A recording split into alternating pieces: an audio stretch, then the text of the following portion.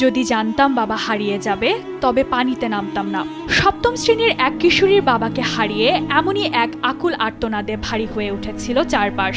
সন্তানের জীবন বাঁচাতে বাবার এই চরম আত্মত্যাগ বেঁচে থাকা বাচ্চাদের জন্য রেখে গেছে এক অপূরণীয় ক্ষতি।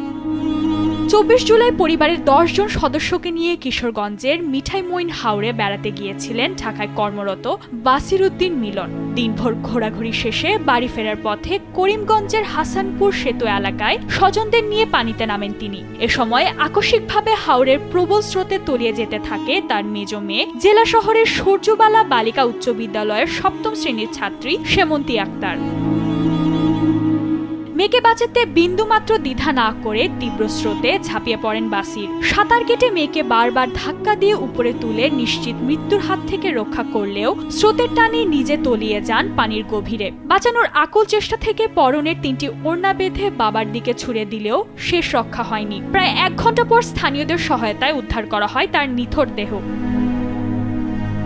নিহত বাসির উদ্দিনের বাড়িতে এখন কেবলই স্বজনদের শোকার্ত হাহাকার। বাড়ির সামনের নতুন কবরটির পাশে ঘুরে ঘুরে ২ বছরের অবুঝ শিশুকন্যা সায়রা বলে চলেছে, এখানেই আমার বাবা শুয়ে আছে। পরিবারের একমাত্র উপার্জনক্ষম ব্যক্তি বাসির উদ্দিনকে হারিয়ে এখন চরম দিশেহারা পুরো পরিবার। একদিকে স্বজন হারানোর গভীর শোক, অন্যদিকে ৩ মেয়ের পড়াশোনার খরচ আর ব্যাংকের ঋণের বোঝা যেন তাদের উপর পাহাড় হয়ে চেপে বসেছে।